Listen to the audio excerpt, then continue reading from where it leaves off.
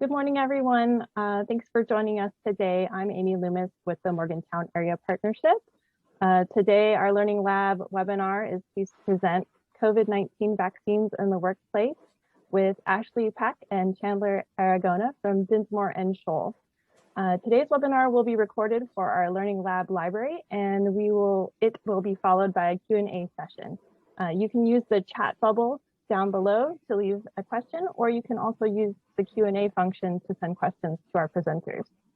If you like today's presentation, please keep an eye out for our upcoming Learning Lab webinars on morgantownpartnership.com. And that's enough housekeeping for me, so I'd like to pass it over to Ashley Pack. Good morning, everyone. Thanks for joining us. We're excited that you're here. We were figuring out our technology at the beginning of this, which is always a little bit of a challenge in this day and age, but I think we have it covered. I am presenting along with my colleague, Chandler, who is at the top of the screen as well. And we are both labor and employment attorneys in the Dinsmore office in Charleston, West Virginia. I've been practicing for about 20 years now doing labor and employment law. Chandler's been practicing, I think she's going on her second year coming up of doing labor and employment law, and we're excited to give you guys what we consider to be a very timely presentation on COVID vaccines and how to navigate this brave new world that we're in. You know, as you all know and are very well aware of it, since the beginning, since COVID and last March descended on us, we have been having to stay up to date along with all the employers out there on CDC recommendations, state and local government recommendations, what we should be doing with the EOC. And now we have a new one, which is what do we do about vaccinations? And so today we are going to give you a presentation on how to deal with vaccinations in the workplace. Can you require your employees to get vaccinated? If you're not going to require your employees, what do you do and how do you deal with those things? And disability, age, non-discriminatory laws that are impacted by this analysis. So those are the types of things we're going to cover today. Again, please jump in and ask any questions. One of the things I miss about live in-person audiences is the ability to interact with folks. So please do utilize the chat function and we will answer your questions directly. And I'm going to hand it over to Chandler to start us off. And I'm going to attempt to share the screen properly. So Chandler, give me just a second. Sure.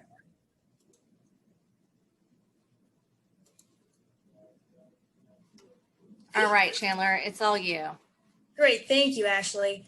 Before I hopped on here this morning, I was thinking about a presentation that Ashley and I did around this time last year. And I think it's kind of important during all of this to put it all into perspective. I remember last year, the hot topics were, can I require my employees to be COVID tested when they come back from vacation? Can I exclude them from certain areas? Can I require them to have a negative COVID test to come back into work?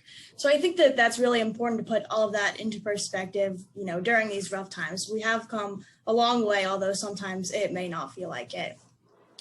So as I'm sure you're all aware, the COVID vaccine began to roll out in December of 2020.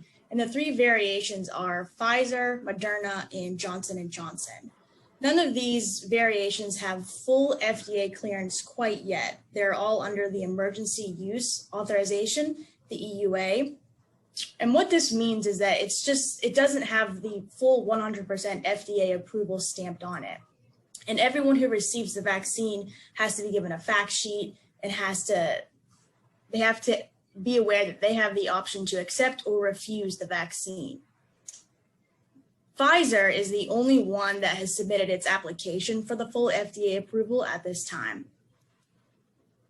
Right now, it's not really clear either whether the federal government has the authority to institute a vaccination mandate. There hasn't been any case law on that quite yet. And states are permitted to mandate the vaccines for children attending public schools and for healthcare workers in the healthcare industry. It's not really clear yet either whether West Virginia will institute this mandate for healthcare institutions or schools.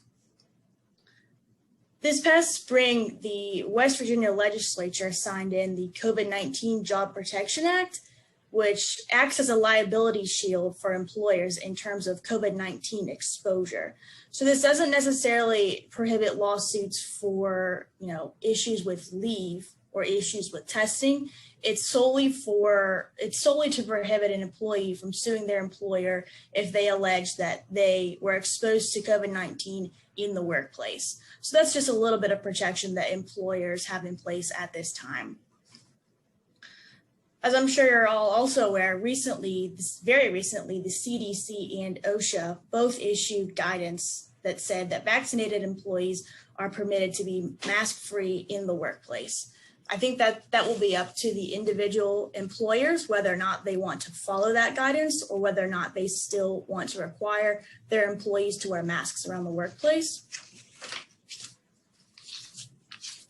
Governor Justice also recently announced that his mask mandate for all individuals, vaccinated or unvaccinated, will be lifted on June 20th of this year, West Virginia Day.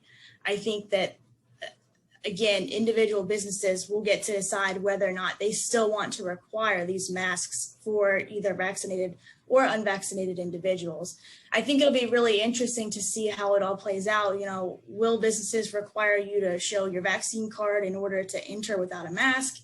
I think that'll just be really interesting to see, how these businesses respond. Some colleges are starting to require their students and their faculty to have the COVID-19 vaccine. I think that there's around 33 right now that are requiring the COVID vaccine. Most of these are private universities. I don't believe that there are any state universities yet that are requiring the COVID vaccine. And of course, no college in West Virginia has implemented this vaccine requirement quite yet. No airline has implemented a vaccine passport quite yet either, although I think that is something that we might start to see in the future. You have to have, some kind of laminated vaccine card in order to get on a plane. Although the issue of vaccination mandates is still highly debated right now, there are a lot of companies who are providing incentives to both individuals and their employees who receive the COVID vaccine. So for example, Krispy Kreme is offering a free donut to anyone that can show that they've been vaccinated. Some companies are handing out $50 gift cards that can be redeemed on Uber or Amazon. I got a notification last night that Uber is offering up to 4 free rides to anyone that can show that they've been vaccinated with the COVID vaccine. The state of West Virginia is also actually offering a $100 savings bond to any individual between the age of 16 and 35 who can prove that they have been vaccinated. So that's kind of neat. In terms of employers, oh, sorry, go ahead, Ashley. No, I was going to say, so one of the interesting things, I took a screenshot of this so I could mention it today. So United yesterday came out with a promotion that says win a year of free flights.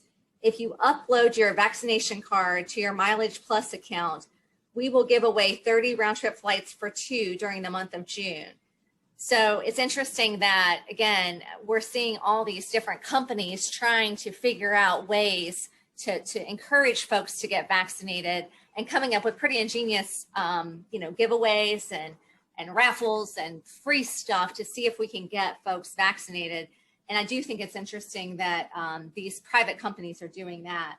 The other thing that I saw actually this morning in the New York Times was that the Alabama governor signed into law legislation that bans government institutions, along with schools and private businesses, from refusing goods, services, or admission to a person because of their immunization status.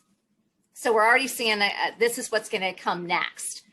And one of the things that I think has been really difficult during this time period, especially for employers, is we're having to adapt so quickly. Typically, what happens is there's a giant federal law passed, and then there's time to digest it. The courts get involved and they wrangle around with things, and we kind of figure out what these laws mean.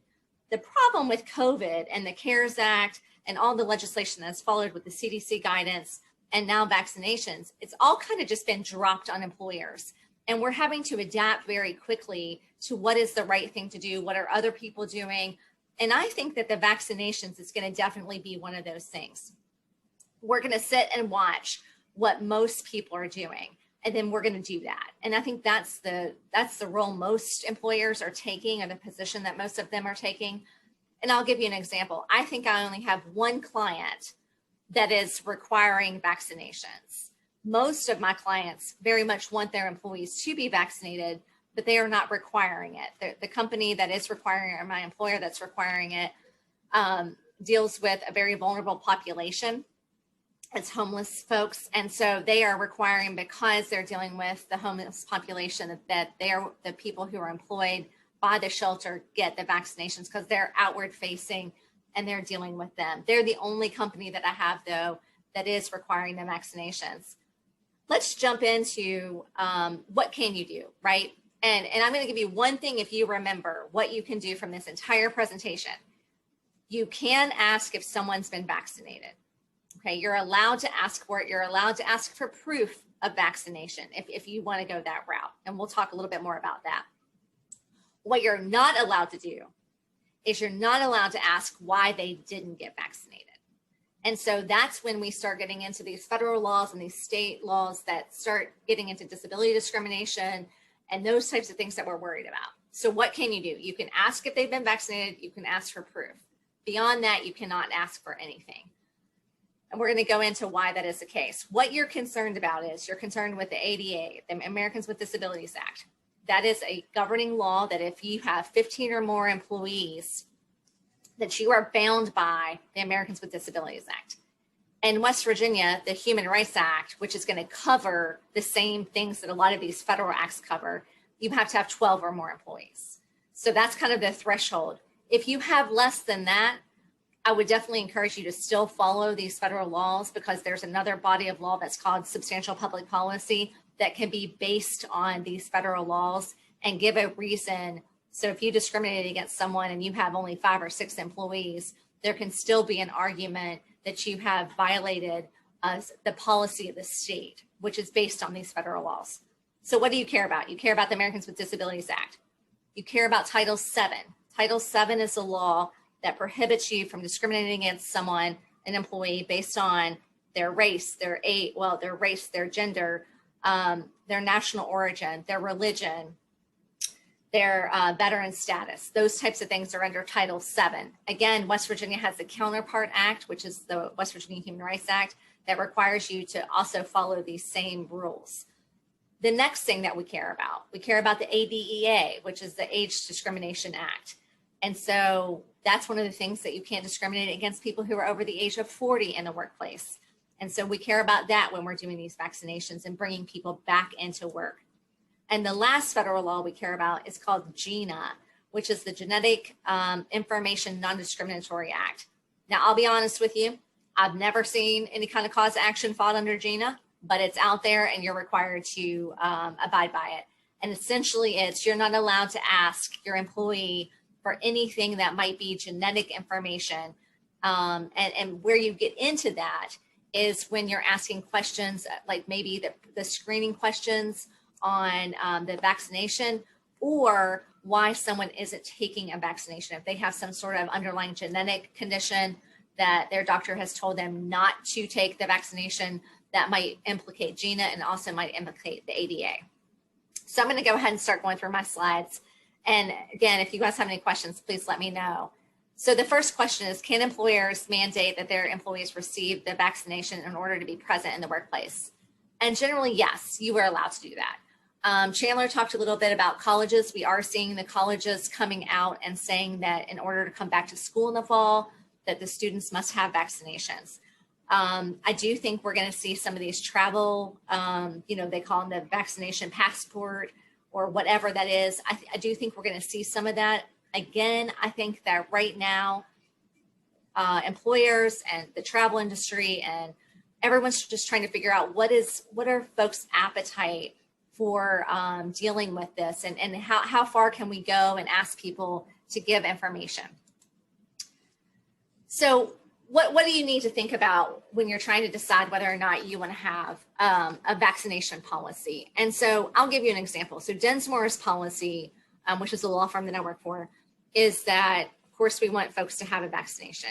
We are not requiring those. We are not, and if you are vaccinated, we're not requiring proof. And the reasoning is our theory is we're going to operate on the honor system. And I'm sure you guys have heard about kind of the honor system being referred to. I think Walmart and Costco were referring to the honor system when they were talking about the masks. Because as we know, right now, you're allowed to unmask if you've been vaccinated. If you're not vaccinated, you're supposed to still wear a mask. So how do you enforce that?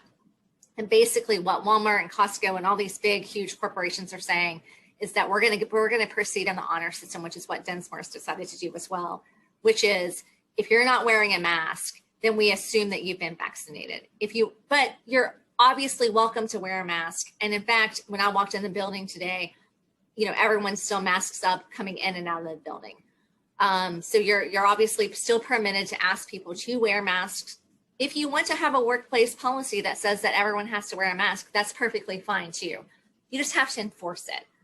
And the reason why I think the honor system's a little easier to enforce than asking for proof of vaccination is that if you're going to ask for proof of vaccination, then that means that whoever's doing that administrative work has to keep up with when people have been vaccinated. My guess is there might be a booster shot of some sort. So when they got their booster shot, when they're going to get vaccinated again. So you're creating this kind of layer of paperwork.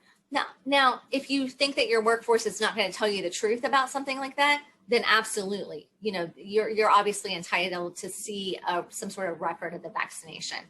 But if you feel that, this is something that you guys don't have the time to deal with, or that you feel like that people are going to tell the truth about it, then I would encourage the honor system. Do you have a question? Yes, we can definitely get the PowerPoint mailed to you afterwards. So when we're looking through these things, what are we looking at? Again, I mentioned earlier that we care about the ADA. So why we care about the ADA? Well, of course, the ADA requires that you're not allowed to discriminate against an employee for any sort of disability that is presented in the workplace. So let me give you an example. And I was trying to think of an example. If someone comes in and says, I have diabetes in the workplace, obviously that's a disability. And as employers, you're required to essentially enter into the interactive process to see if that person needs some sort of accommodation, right? You guys are probably used to this. This is done all the time. If the person says, I need to eat at certain times of the day, I need to have check my insulin at certain times of the day, then obviously you're required to accommodate that person and give them maybe a space to do that or give them an additional break. Those are the type of accommodations that you guys are typically used to dealing with. In the COVID world, what we're talking about is what you have to do is if a person has some sort of disability that prevents them from getting a vaccination, you do have to enter into this reasonable accommodation process. And as you all know, that the person still has to be able to do the essential functions of the job with or without the accommodation. So even with the accommodation or without the accommodation, the employee still has to be able to perform the essential functions of the job. So what we're looking at is they come in and you're not allowed to now say any type of disability related inquiry or require a medical examination based on this vaccination. So if you, and earlier, and I said, the only thing I want you guys to remember is, can you require a vaccination? Yes. Can you ask why they haven't been vaccinated? No. And here's why. You can't ask them that whether or not they've been vaccinated, because that is just deemed to be a medical examination or a disability related inquiry, which is kind of an interesting thing. So it's drawing that line right after that. So you can't ask any questions about why they haven't, okay? And I'm sure you guys know this too, because when you're dealing with any types of accommodations and you're asking questions about a person's medical history, and you guys see this on the slide, the only way you're allowed to do that is if job related and consistent with business necessity. That's kind of the tagline that we all fight about in the legal world. but that's what you as an employer would have to prove. You have to prove that it's job related and consistent with business necessity if you start asking questions. Again, asking them if they've been vaccinated, not a medical inquiry. Asking for proof, not a medical inquiry. Asking why you haven't been vaccinated, medical inquiry. The other thing that's come up, which is really interesting, is if you as the employer are giving the vaccination to your employees, are you starting to get into this medical inquiry kind of minefield by asking the pre-vaccination questions? So we're all asked, you know, I've been vaccinated. They asked me a list of various questions before I was vaccinated. And are you getting into medical inquiry? The EEOC has said, yes, you are.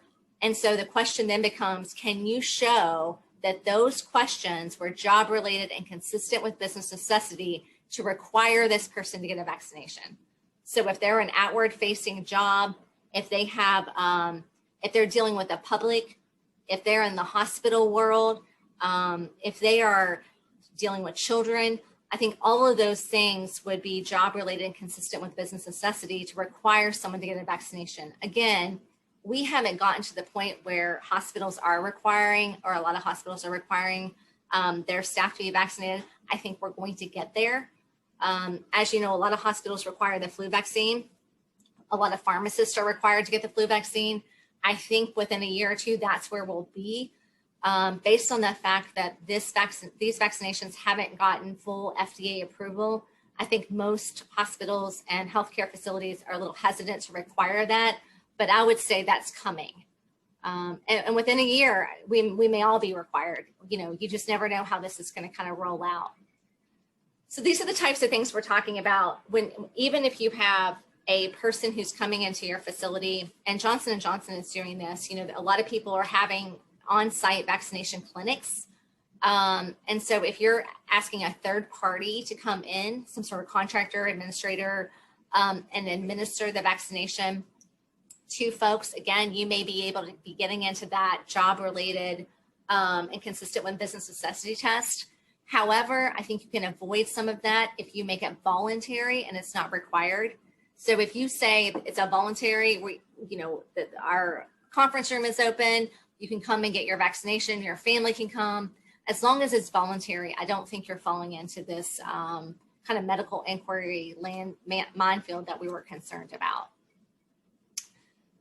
So a couple of things that we've been talking about, and these slides just back it up again.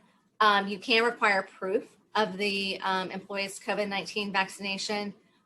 Again, we've talked multiple times about the fact that you can't ask them why. So here's the really interesting kind of twist to all of this is, and I had this come up recently, if an employee informs the employer that they cannot receive the vaccination because of a medical condition, what do you do? Okay.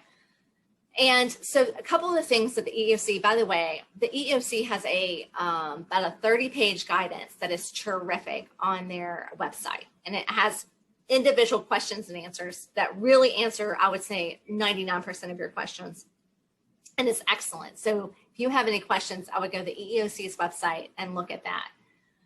But essentially, what you do is somebody comes in and says, you know, Ashley, I can't have the vaccination because of this medical condition I have. What should I do? Well, you do have to enter into this reasonable accommodation interactive process where you decide whether or not they can be accommodated. And what does that mean? Well, if you don't want them to be in the workplace because they haven't been vaccinated, can they telework? One of the things that I've said as a cautionary tale is that over the last year, we've proven that a lot of people can telework. So it's now difficult to kind of roll that back in some respects, because now we've shown, and I have employers tell me all the time, that job can't be done from home. Well, over the last year, we've proven that a lot of jobs can be done from home. So that's going to be a little bit more difficult to prove. However, please remember that if there is an essential function of that employee's job, they still have to be able to perform it, okay? If teleworking impacts that and they can't perform an essential function of their job because they're teleworking, then you don't have to accommodate it by putting them out of work. That's a very important distinction. The situation I had was an office worker who was in the office delivering packages, doing mail. They couldn't really work from home. So what do? Is telework an option for that person? Well, the essential functions of their job is that they're in the office, opening mail, delivering things. They couldn't telework. So kind of what do you do? And that's a hard one. And one of the things that the EEOC guidance will tell you is you can exclude that person from the workplace. However, it's very cautionary about saying whether or not you can terminate the person from employment. And I would tell you, if you get yourself in a situation where you can't accommodate an employee and their disability because of this issue, and you're requiring vaccinations in the workplace, that they have to be vaccinated to come in, then I would call whoever your employment counsel is, because this is going to be where I think the lawsuit's going to be generated, is that, you have to be able to prove the reason you couldn't accommodate the person, and then why you couldn't, how you couldn't, what options you looked at, what did you think about, all these various things that you're going to have to prove if you wanted to terminate that person. Again, because it's not a performance related issue, it is we're excluding you from the workplace because you're not vaccinated. So that is a tricky little thing. And so this second little bullet point is my caveat, which is, if you're going to terminate them, then let's talk before you do that to make sure that all of our bases are covered. The other than the ADA, so you can obviously say I'm not going to be vaccinated because I have a disability. And then the other kind of law that we care about, and we talked about this earlier just as an overview, is the Title VII. So you can oppose receiving the vaccination because of a religious belief or practice. And again, Title VII covers religious discrimination. And so you have to look, just like under the ADA, can you accommodate this person to see if there's any way to figure out if they can telework, if there's something that they can do so that they can allow for their religious beliefs or practices. So you, again, have to think about these things. I would also encourage you, if you're going the same route with a disability, if you're going to exclude somebody from the workplace for a religious issue on a vaccination, that I would definitely seek employment counsel. One of the things that's come up at various times through COVID is, if I come in and I say, my son has a disability, I need to work from home because I'm concerned about getting COVID. And so during COVID, and then spreading it to him. So during COVID, most of us as employers were pretty lenient about that. So we were pretty lenient about, if someone in your family has some sort of underlying medical condition and were making me nervous about coming to work, we were accommodating that. I think that's going to change now in the sense of what you're required to do and what I guess society kind of expects from employers. And what I mean by that is, under the ADA, you have to accommodate your employee's disability. You do not have to accommodate a family member's disability. So that's an important distinction. So you do not have to accommodate someone to be able to stay home to take care of, or because they're concerned about COVID. Now, obviously under FMLA, if they had a medical condition that they needed to be taken care of, that employee may be eligible for FMLA and can take FMLA time. For example, if their child had some sort of issue that was related to COVID, or someone that they were taking care of that's a family member that would be covered under the FMLA. Under the ADA, though, you're not required to accommodate for a family member's disability. And now what's also changed, and I think that we haven't quite caught up with this, the CDC just last week, of course, said, if you're vaccinated, you can unmask, you can pretty much resume all activities, except you guys, as you guys know, travel still requires mask, healthcare settings still require mask, nursing homes still require masks. But other than that, there is no reason, so to speak, to be concerned with going back into the workplace if you've been vaccinated. That we now are encouraging folks to get out there and start moving around. And so I do think that if you have an issue, as any of your employees have issues with coming back to work because of some fear, I would have some serious discussions with those folks. Can you accommodate them? Always decide if you want to or not. That is a purely personal business decision if you want to keep somebody or retain somebody, or how you want your culture to be. That is not a legal decision. The legal decision is if the person themselves have some sort of disability, that they can't be vaccinated and come back into the workplace. But if they have some fear or they have some family member, again, if you want to give them telework as an option, that is more of a culture retention type of issue than a legal issue. As Chandler mentioned earlier, the legislature passed a Jobs Protection Act that was signed by the governor that essentially allows some sort of shield to be provided to employers for some COVID-related issues. That does not cover what we're talking about today. I do want you to be aware of it, but it does not cover ADA, any kind of ADA discrimination, or Title VII, age discrimination, religious discrimination. It does not cover those things. We haven't started seeing these cases yet be filed.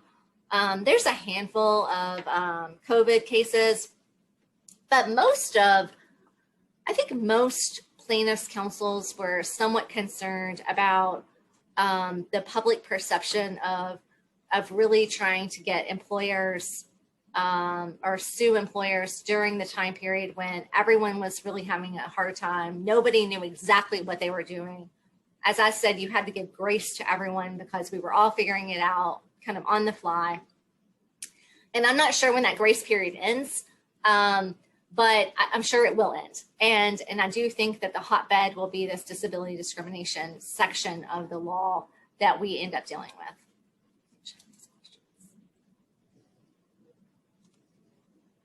So one of the questions was, we have postponed our in-person annual conference from April to September. Is it within our rights to ask attendees to provide proof of vaccination to attend? Yeah, I think it is. I think you can ask for, if you're going to have, again, this is not, people aren't widely doing this yet. However, I think that if you're going to say, you're going to use my facilities, or you're going to come to my conference, or whatever it may be, we want to see a record of vaccination. And I think that you can tell folks that haven't been vaccinated that they are not permitted to come. Again, Alabama, interestingly, is passing this law that says that you can't do that. We have not done anything like that in West Virginia. I have not heard of anything like that anywhere in our neighboring states. But I do think that depending on kind of your politics, that may end up being something that comes out of all of this. I think that the CDC with the mask mandate was so surprising last week when they dropped it, that I'm not sure how all this is going to kind of shake out. I'm not sure yet how, because people are still wearing their masks, people are still a little bit hesitant. Are people going to be okay with showing their vaccination card? Are they not? I think we're still a little early in that, figuring out what's going to happen. But I think that you can. I think you can say, we're going to require vaccinations to attend. The second question was, says, we are making it mandatory to be vaccinated at our agency effective July 2nd. If an individual doesn't get vaccinated and there is not a religious or disability reason why they can't get vaccinated, what do we need to keep in mind before terminating this employee? And how do we handle the termination? Okay, that's a great question. So this is what we've kind of been chatting about, and I want to make sure I'm direct about this so that you guys know. So if someone who doesn't have any sort of religious or disability reason to get vaccinated and you're requiring a vaccination, then they have to be vaccinated to come back. Okay, so can you terminate them? If you're comfortable that you're not following into any of these protected classes, then I think that you can. I would still seek legal advice just to make sure that, kind of all your boxes are checked. Because again, this hasn't been tested. And one of the things, I think lawyers equivocate all the time and it drives me nuts. So I'm trying not to equivocate. But at the same time, we haven't tested this in courts. So when I'm talking about all this ADA law, that's because there's, thousands of decisions on it. And we know what that requires. And we know what it's to do direct health or direct threat, and what it looks like to have business necessity. We don't know exactly how the courts are going to handle this. And so my only I guess, hesitation is that because a lot of folks haven't kind of worked this through the court system, I don't know what will exactly happen. You know, will plaintiffs' counsels take these cases? Because my philosophy is sometimes you're even doing the right thing and that they'll still take the case and you'll still get sued and you'll still have to defend it. But I do think that you can exclude the person from the workplace. I would go through at least making sure that you're not treating them any differently than you're treating someone else. So if you're letting half your workforce telework and you're not letting, you know, this person who wasn't vaccinated telework and they're doing the same jobs, you know, a crafty plaintiff's counsel can kind of find a place to put that and make that a tort. So just make sure that whenever you're doing this, you're truly administering it on a very, you know, not only non-discriminatory, neutral, as facially neutral as you can. And then I think that that's okay. Again, always seek employment counsel because there's some things that you may not see that they may see and say, well, what about this? If you exclude them from the workplace and they aren't able to telework, do we just not pay them? Yeah, I think you can do that. Here's the problem though. Your insurance, your health, if they have health insurance, your health insurance policy likely says that to be employed, you have to work for so many hours. So to qualify for health insurance. And a lot of them will say like 30 hours, 35 hours. So if you're not paying them and they're not working, they're likely not eligible for COBRA or health insurance, and you'd have to issue a COBRA notice. Ashley, do you care if I chime in? Sure, Chandler. With respect to, you know, terminating employees that refuse to be vaccinated, I was reading this article that said you just have to be extremely uniform when implementing that policy. You know, part of the concern is if half of your workforce is going to refuse to be vaccinated, are you going to adhere to your policy and terminate half of your workforce? Or are you going to kind of, you know, take a step back and say, okay, well, should this really be our policy? And another concern that some employers were having is, okay, what if some of our best workers really don't want to be vaccinated? Are we going to terminate some of our best workers for that reason? So I think maybe it might be important to gauge your employees, you know, opinions on these things beforehand. I think that might be helpful, but those are considerations that you might want to think about prior to implementing a vaccination mandate, is how will you handle those types of situations? And Chandler, I think that's a great point because like I said, I do think that we're not totally to the point where we know how folks are going to feel about this. We are still, I think, a little early in that to decide where we are. So I think it's important to make sure that you do know what your workforce is thinking, what other businesses are doing. Again, let other folks get out in front of it. And then just kind of, you know, follow along. I think that that's sometimes an easy thing to do. That way you don't have to be the test case. So a couple of things, and this is just the end of the PowerPoint, and then I want to focus on a couple of the EEOC questions that I think are helpful, which would be, these are the kind of the practical considerations. So what would you think about, as Chandler says, survey your workforce. Are most folks vaccinated? Are they not? What is their temperature on this? What are they thinking? Is this something that you feel that you're outward facing enough that you require vaccinations? Again, we talked a little bit about the on-site using a third-party administrator or requiring them to go off-site to get that. What if they get sick? Do you give them time off? If you're encouraging them to get the vaccination, or if you're requiring them, and for example, they have a reaction to one of the vaccinations and they need a couple of days off, how are you going to handle that? Those are some of the things to consider. Again, this workers' compensation issue has been out there for a while. One of the questions at the very beginning of COVID would be, if you got COVID at work, would workers' compensation have to cover you? And then now it's kind of evolved into, if you have complications from a vaccine, would this be a workers' comp? A workers' comp incident, if you require the vaccination? All these interesting legal questions that haven't been answered yet, but are definitely out there. There has been one lawsuit challenging an employer's vaccination mandate. It's in New Mexico. It's at the very beginning, so we're not to the point where we know what's going to happen with that. But again, the case law hasn't caught up yet, and so we're going to be watching these cases to see what happens. One of the really interesting, and I wanted just to read this off the EOC again, I would highly encourage you guys to look at the EOC guidance because I think it's excellent.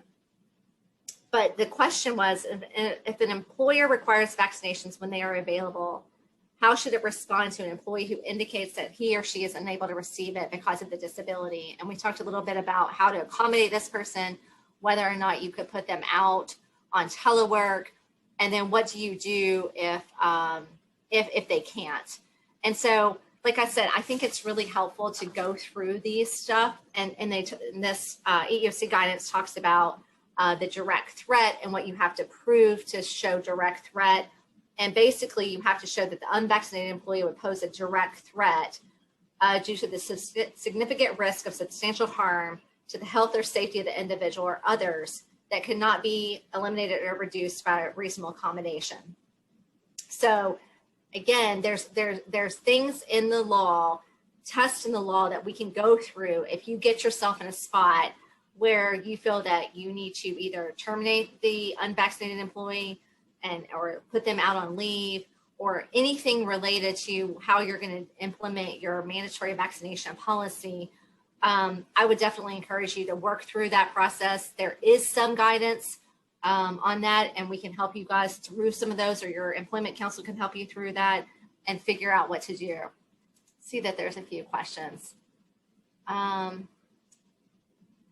Can a nonprofit who works with volunteers, can you require that the volunteers be vaccinated in order to participate in events? I think you can. Again, I think that you can require vaccinations if you have the policy and you implement it in a non-discriminatory manner. Whether or not, again, the appetite for volunteers is out there, I'm not sure. Whether or not that encourages people to how they feel about that, whether they want to volunteer or not. But I do think that you can require vaccinations. Just be prepared that whenever you're requiring folks to be vaccinated and you're requiring proof of that, that you're definitely entering yourself into this kind of world of the ADA, and that you need to make sure that you're doing exactly what you need to be doing in order not to be stepping into kind of a landmine. If our business has instituted a temporary telework program for those individuals who deal directly with the public, since the vaccination is readily available, we're going to terminate the telework program. What happens if the employer refuses the vaccination for a personal reason, not disability or religious, and telework would no longer be an option? So I mentioned this earlier, but I want to make sure I'm clear about this because this is a hard question, and it is a hard answer. So essentially, if you've been able to accommodate someone before, that doesn't necessarily mean that you have to accommodate them now. If it was just a voluntary, we're letting people go back to work. For example, Dinsmore is bringing all of our staff back, unless you have a disability or a religious reason that you cannot come back to work for any reason. So you can eliminate your telework program.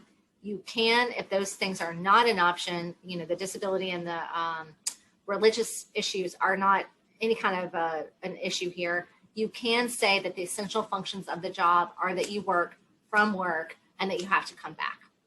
So whether or not, and we've debated this ad nauseum, whether or not that hurts your retention, hurts your recruiting, hurts your culture, again, those are business reasons and business concerns, but legally, I do think that you can terminate your telework program, but knowing that you may have to offer telework as an accommodation to a disability or a religious issue, if that makes sense.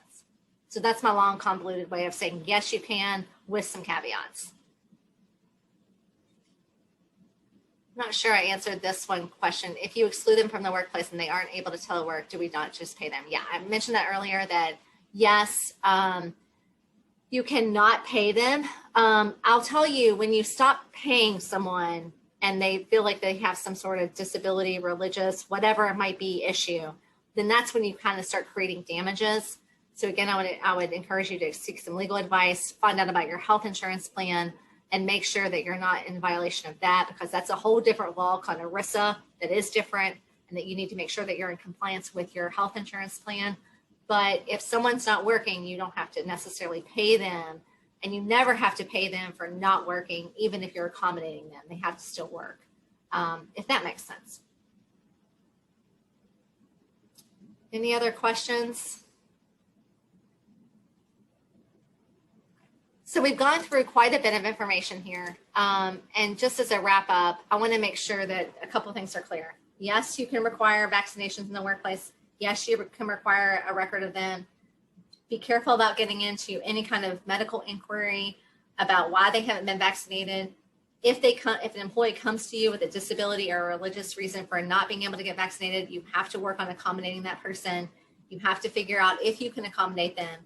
If you cannot, you can exclude them from the workplace. However, that's where you're really getting into your minefield, and I would make sure that you're being careful about, I truly don't have an accommodation that we have, and then what do we do with that employee? And so that's the part that I think is we haven't really figured out completely what the law is going to look like, and that's a little bit sticky. I do think that in a month or two, a lot of these questions may even be further down the road answered. Because I think that there's going to be a lot of companies. I mean, just even in the last week, we've seen a lot of changes. And so I think that a lot of these big companies are going to institute some policies that we can all follow and figure out. And so I think that that'll be helpful to give you guys guidance. Actually, I think we kind of touched on this a little bit earlier, but maybe not fully with respect to employers. But, some employers may not feel comfortable going full on vaccination mandate, but they can provide incentives to their employees, giving them some extra PTO, giving them vacation days, maybe a bonus. That can be a way to incentivize your employees without going, full on vaccination mandate. So that is something that some people may want to keep in mind. Yeah, and I think that's a great point. I mean, there's ways to do it positively, as Chandler noted. So you can give people extra time off, an extra Friday off, whatever it might be, and that can be paid. I mean, these are all decisions that you guys can make on your own as to how your workforce operates, and see what people are interested in.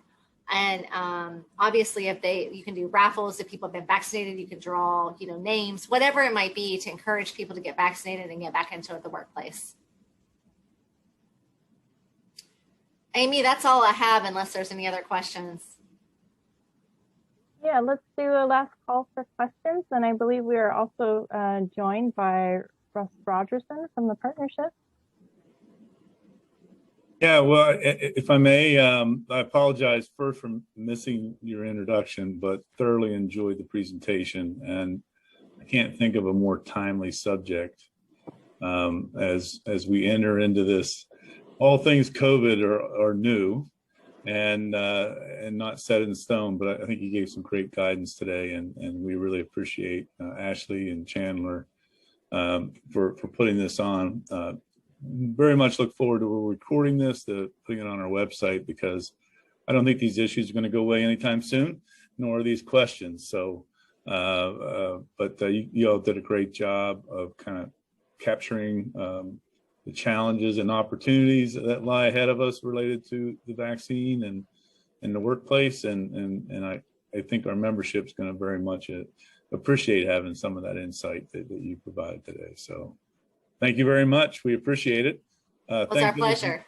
Who attended as well. And again, we continue to try to bring these virtual learning labs to membership and beyond as we all navigate the business world and new conditions. And we're lucky to have resources like you here in our community. So that wraps up things, and please look forward to the recording when it comes out. And also you see the contact information for both Ashley and Chandler. I always encourage you when it comes to employment issues to consult.